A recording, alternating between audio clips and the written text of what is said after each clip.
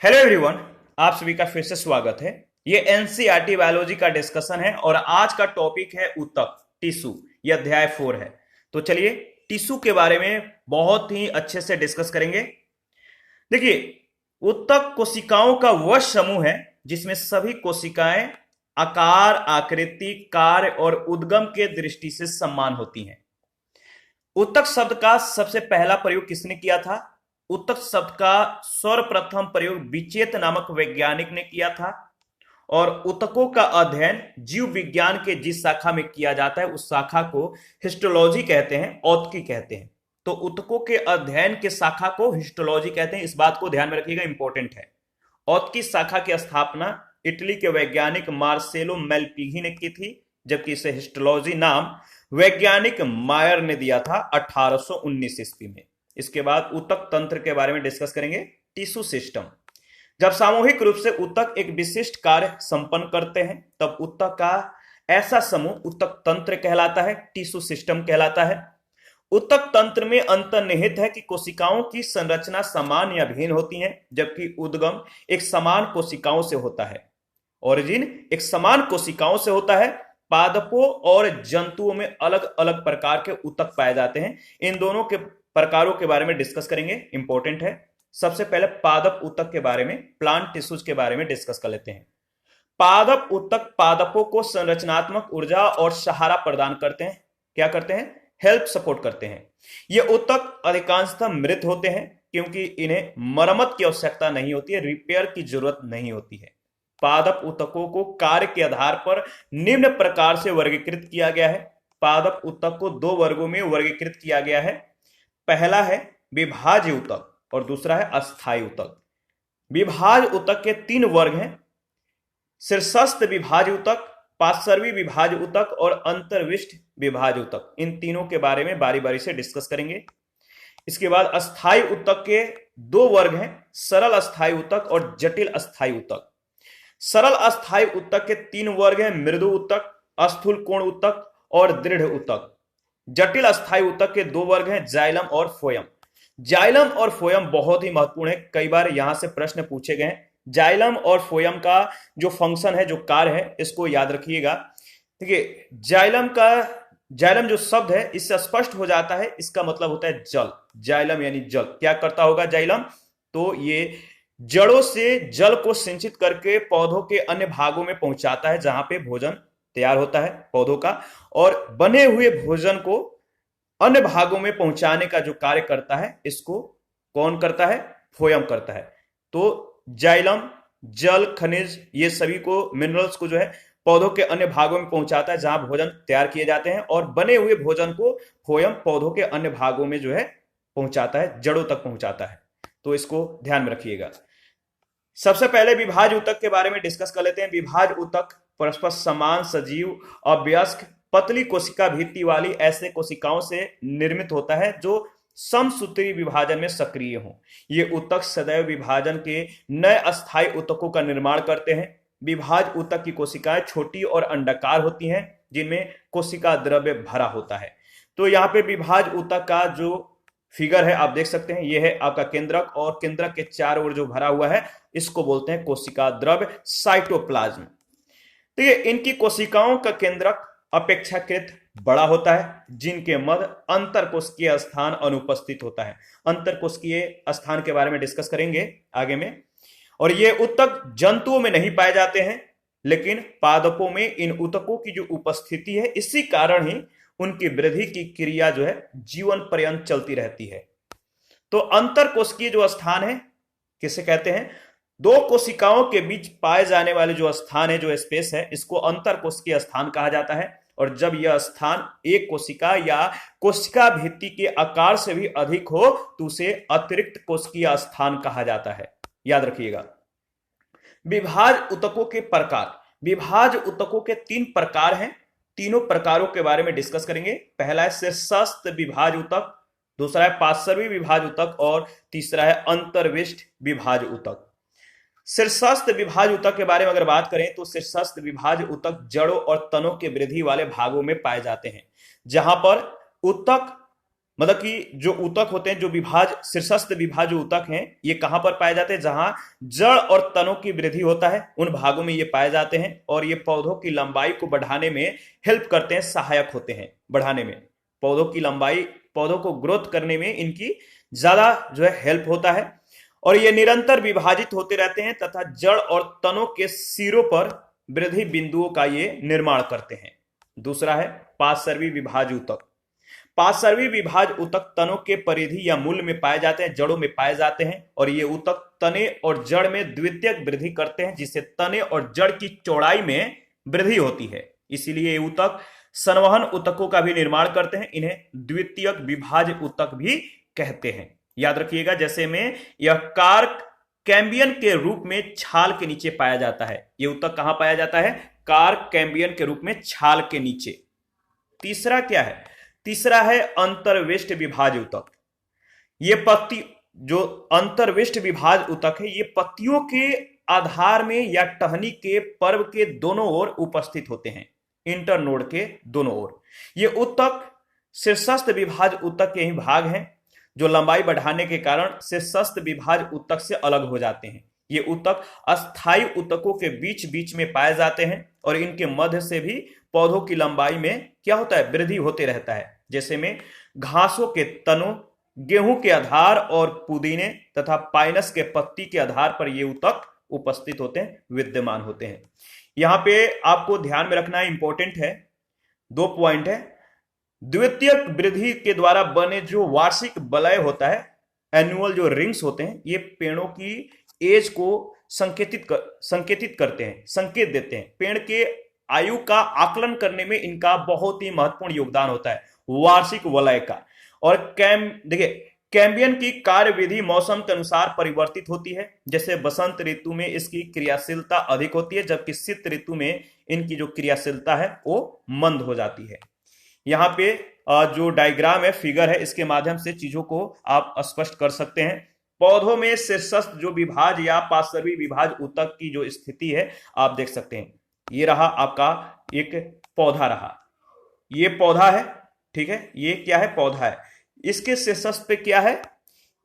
यहां पे आप देखिए, इसके शीर्षस्थ भाग पर स्थित कली, जो कली है, ये जो कली है, कली में शीर्ष विभाज हुआ है। यहां पे आप देख सकते हैं, इसको जूम करके दिखाया गया है। तो पौधा ये है आपका पार्श्व कली, ठीक है। और ये जो है, इसके अंदर में जो है, यहां पे आप देख सकते हैं, इसको दर्शाया गया है। जैसे ये वाला जो एरिया है, इसको बोलते हैं, ये इसको जो दर्शाया गया है इस फिगर में, ये है आपका यहां से लेकर यहां तक, यानी ये वाला एरिया और ये वाला एरिया, इसको बोलते हैं कार कैम्बियन। और ये वाला जो होता है, ये है संवहन कैम्बियन। इस तरह से तो फिगर को देखकर चीजों को आप एनालिसिस करके आगे बढ़ सकते हैं। इसके बाद पौधे के जो जड़ हैं, इनके नीचे अगर देखें, ये वाले फिगर में, ये जो फिगर है, ये वाला, ये जो जूम करके दिखाया गया यहां पे, ये है यहां पे आप देख सकते हैं, ये जो एरिया है, ये जड़ों में स्थित शीर्षस्थ विभाज ऊतक है, ठीक है। और ये जो है, ये है जड़ आवरण। क्या है? जड़ आवरण है। तो आप एक बार अच्छे से एनालिसिस कीजिएगा। देखिए, इसके बाद अस्थायी ऊतक के बारे में, परमानेंट और मैच्योर टिश्यूज के बारे में हम लोग डिस्कस करेंगे, बहुत ही महत्वपूर्ण है। अस्थायी ऊतकों का निर्माण प्राथमिक विभाज ऊतक से बनी कोशिकाओं में वृद्धि और विभेदीकरण के कारण होता है। इनमें विभाज्य की या विभाजन की जो क्षमता है वो नहीं होती है। तो विभाज्य की क्षमता नहीं होती है। जिन कोशिकाओं से ये ऊतक निर्मित होते हैं वे सजीव और मृत दोनों प्रकार के हो सकते हैं। ये कोशिकाएं चारों ओर पतली और मोटी कोशिका भित्ति से क्या रहती है? घिरी रहती है। अस्थायी ऊतकों की कोशिकाएं विभेदित होकर विभिन्न प्रकार के ऊतकों का निर्माण करती हैं, जिनका वर्गीकरण निम्नवत है। पहला है सरल अस्थायी ऊतक। सरल अस्थायी एक जो है अस्थायी ऊतक है। सरल ऊतक जो है एक अस्थायी ऊतक है, परमानेंट टिश्यूज है, जिसमें समान प्रकार की कोशिकाएं होती हैं और इनकी सभी कोशिकाएं समांगी और समांगी यानी होमोजीनियस जो कह सकते हैं। तो सभी कोशिकाएं समांगी या उद्गम संरचना तथा कार्यों में ये समान होती हैं। ये ऊतक 3 प्रकार के होते हैं। तो सरल अस्थायी ऊतक के 3 प्रकार हैं, मृदु ऊतक, स्थूल कोण ऊतक और दृढ़ ऊतक। तीनों के बारे में बारी बारी से डिस्कस कर लेते हैं। तो देखिए, जो मृदु ऊतक है किसे कहते हैं, क्या होती हैं ये?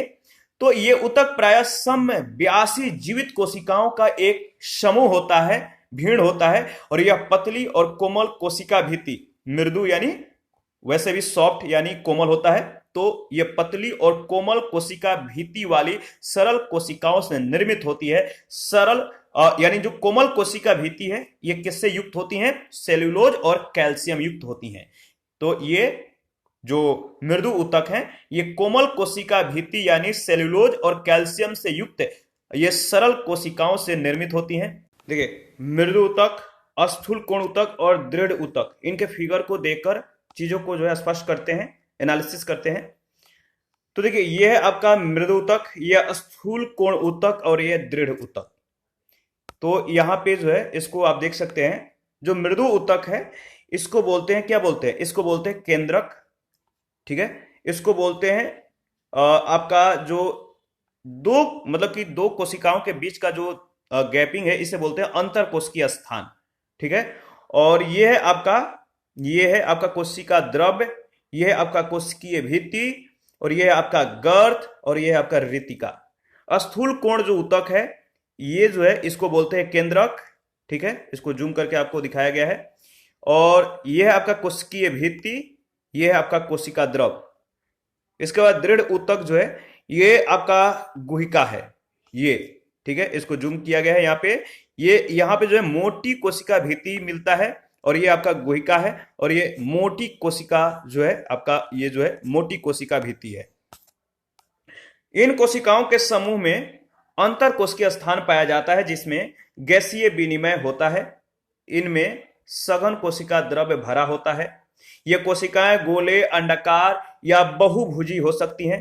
मृदु ऊतक पादपों में जड़, तना और पत्तियों के बाहरी परतों, फूलों और बीजों के आंतरिक परत में पाए जाते हैं। याद रखिएगा, मृदु ऊतक की कोशिकाओं में हरित लवक यानी क्लोरोप्लास्ट अधिक संख्या में होता है, जिसके फलस्वरूप प्रकाश संश्लेषण की क्रिया संपन्न होने से ऊतक जो है हरा प्रतीत होता है, ग्रीन होता है। तब ऐसे ऊतकों को हरित ऊतक क्या बोलते हैं? ऐसे ऊतकों को हरित ऊतक कहा जाता है। जलीय पौधों में मृदु ऊतकों के मध्य वायु कोष्ठ पाई जाती हैं, ठीक है। एयर कैविटीज पाई जाती हैं जो पौधों को तैरने के लिए उत्प्लावन बल प्रदान करती हैं, इसीलिए ऐसे ऊतकों को वायु ऊतक कहा जाता है। मृदु ऊतकों के जो कार्य हैं, पहला कार्य है यह एपिडर्मिस के रूप में पौधा का संरक्षण करता है, पौधों के हरे भागों में भोजन का निर्माण करता है। यह ऊतक जो मृदु ऊतक है यह भोजन का संचय करता है, इकट्ठा करता है, उत्सर्जित पदार्थों जैसे गोंद, रेजिन, टेनिन आदि को भी यह संचित करता है। यह ऊतक भोजन की लैटरल यानी पार्श्व चालन में सहायक होता है, और इनमें पाए जाने वाले अंतर कोशिकीय स्थान गैसीय विनिमय में सहायक होते हैं। जो अंतर कोशिकीय स्थान है ये गैसीय विनिमय में ये जो ऊतक होते हैं सहायक होते हैं, इसको याद रखिएगा। दूसरा है स्थूल कोण ऊतक। देखिए, जो स्थूल कोण ऊतक है इस ऊतक की कोशिकाएं प्राय लंबी, जीवित और अनियमित ढंग से किनारों पर मोटी होती है, जिसके मध्य अंतर कोशिकीय स्थान कम पाया जाता है। कोशिकाओं के किनारों पर पेक्टिन युक्त सेल्यूलोज की एक परत पाई जाती है, और पौधों में लचीलापन, फ्लेक्सिबिलिटी कोलेनकाइमा के कारण होता है। किसके कारण? कोलेनकाइमा के कारण। और यह पौधे हैं पौधों के विभिन्न भागों जैसे पत्ती, तना में बिना टूटे हुए लचीलापन लाता है। पादपों में जो स्थिति है अगर देखें तो यह ऊतक पौधों में विशेषतः तने के एपिडर्मिस के नीचे पर्णवृंत, पुष्पावली वृंत और पुष्प वृंत में उपस्थित होता है, परंतु जड़ों में इसकी अनुपस्थिति होती है। स्थूल कोण ऊतकों के कार्य पौधों में लचीलापन उत्पन्न कर उन्हें यांत्रिक सहायता प्रदान करते हैं, तथा जब इनमें हरित लवक की उपस्थिति होती है तब यह पौधों के लिए भोजन का निर्माण भी करता है। मृदु ऊतक एवं स्थूल कोण ऊतक में अंतर क्या है? तो चलिए इन दोनों के बीच जो अंतर है, जो मृदु ऊतक, जो स्थूल कोण ऊतक है, इनमें जो अंतर है देख लेते हैं। देखिए, जो मृदु ऊतक है कोशिकाएं सजीव और पतली होती हैं। मृदु ऊतक की जो कोशिकाएं सजीव होंगी और पतली होती हैं। जो स्थूल कोण ऊतक है इनके किनारों पर जो ये ऊतक होते हैं किनारों पर मोटी होती हैं। देखिए, मृदु ऊतक कोशिकाओं के मध्य अंतर कोशिकीय स्थान होता है, और जो स्थूल कोण ऊतक है इनके अंतर्गत अगर बात करें तो इनके मध्य अंतर कोशिकीय स्थान कम होता है। मृदु ऊतक ये पौधों को सहायता प्रदान करता है और भोजन का भंडारण करता है, लेकिन जो स्थूल कोण ऊतक है पौधों को यांत्रिक सहायता और लचीलापन प्रदान करता है। याद रखिएगा, इसका जो इन दोनों का फंक्शन या इन दोनों में जो अंतर है, डिफरेंट जो दिखाया गया है, जो डिफरेंट है, उसको ध्यान में रखना है। तीसरा है दृढ़ ऊतक। देखिए, इस ऊतक की कोशिकाएं प्राय, जो दृढ़ ऊतक है, इस ऊतक की जो कोशिकाएं हैं प्राय लंबी, पतली और लिग्निन युक्त, क्या होता है, लिग्निन युक्त होती है, और ये एक दूसरे के समीप होते हैं, नजदीक होते हैं, निकटस्थ होते हैं, और इनके मध्य अंतर कोशिकीय स्थान नहीं पाया जाता, इसीलिए ये नजदीक होते हैं। इनके बीच का जो स्थान होता है वो गैप नहीं होता है। ठीक है। कोशिका द्रव के अनुपस्थिति होने कारण इनकी कोशिकाएं मृत होती हैं, डेड होता है, और ये ऊतक पौधों को कठोर और मजबूती प्रदान करते हैं। ये ऊतक तने में संवहन बंडल के समीप, पत्तों के सिराओं में तथा बीजों और फलों के रेशे युक्त छिलकों में उपस्थित होता है। दृढ़ ऊतकों के जो फंक्शन है, जो कार्य हैं, इसके बारे में देख लेते हैं। दृढ़ ऊतकों के कार्य, यह पौधों के आंतरिक भागों की रक्षा करता है, इंटरनल जो पावर है इसको बनाए रखता है, सक्षम रखता है, पौधों को मजबूती प्रदान करता है, रक्षा करता है, और पौधों को दृढ़ता और लचीलापन प्रदान करता है। हरित लवक की उपस्थिति में पौधों के लिए भोजन का ये निर्माण भी करता है। दूसरा है जटिल अस्थायी ऊतक, कॉम्प्लेक्स परमानेंट टिश्यूज, इसके बारे में देख लेते हैं। तो जटिल जो अस्थायी ऊतक है इसके बारे में देख लेते हैं। देखिए, जटिल जो अस्थायी ऊतक है, अगर बात करें जो अस्थायी ऊतक का दूसरा जो प्रकार है जटिल अस्थायी ऊतक, ये कुछ अस्थायी ऊतक जटिल प्रकार के होते हैं। सामान्यतः जो मतलब कि जो ऊतक होते हैं कुछ जटिल प्रकार के होते हैं। यह ऊतक कोशिकाओं के एक ऐसे समूह हैं जिसमें एक से अधिक प्रकार के कोशिकाएं मिलकर एक यूनिट के रूप में, एक इकाई के रूप में कार्य करती हैं, और ये दो प्रकार के होते हैं। जटिल अस्थायी ऊतक के दो प्रकार हैं, जाइलम और फ्लोएम। जाइलम यह जल संवहन या वाटर कंडक्टिंग टिश्यूज होता है। जल को ये क्या करता है, अन्य भागों में पहुंचाता है, पौधों के, पेड़ पौधों के, जो पौधों के जड़, तना, पत्तियों में उपस्थित रहता है। जाइलम ऊतक जड़ों के द्वारा अवशोषित जल और खनिज लवणों को पौधों के विभिन्न भागों में पहुंचाता है। ठीक है, और इसको याद रखिएगा, इंपॉर्टेंट है, इससे पहले भी हम लोगों ने इसके बारे में डिस्कस किया था। इसे चालन ऊतक, कंडक्टिंग टिश्यूज भी कहा जाता है, संवहन करता है, इसलिए चालन ऊतक भी कहा जाता है। जाइलम के निर्माण में 4 प्रकार की कोशिकाएं भाग लेती हैं। जाइलम का निर्माण करने वाली जो कोशिकाएं हैं, पहला है वाहिनिकाएं, इसके बाद वाहिकाएं, जाइलम मृदुतक और जाइलम तंतु। ये जो 4 प्रकार हैं इनके बारे में देख लेते हैं।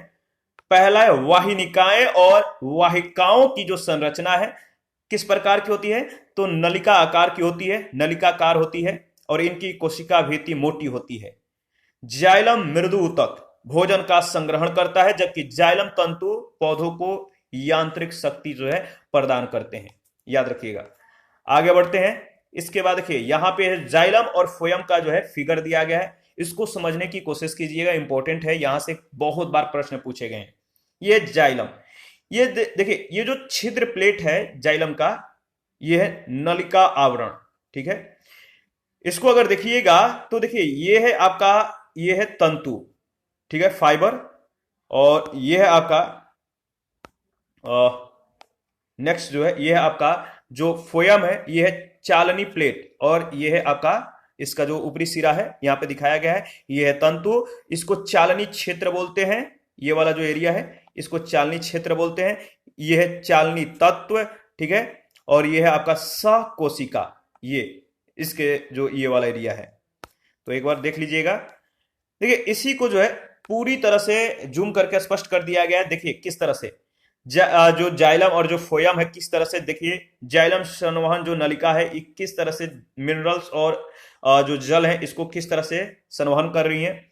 एक दिशीय परिवहन होता है, ऊपर की तरफ जाता है, जल और खनिज को ये संवहित करती हैं। कोशिकाओं के बीच अंतःभित्ति अनुपस्थिति होता है, और जो फ्लोएम यहाँ पे देखते हैं, जल और भोजन को ये क्या करते हैं, मतलब ऊपर नीचे दोनों तरफ जो है ये संवहित करते हैं, ऊपर नीचे पहुंचाते हैं, और कोशिकाओं में छिद्रयुक्त अंतः भित्तियां होती हैं और ये द्विदिशीय परिवहन ऊपर और नीचे यानी 2 डायरेक्शन वाले होते हैं। तो इसको देख के जो है आपको ध्यान में रखना है, 2-3 बार रिवीजन भी करना है।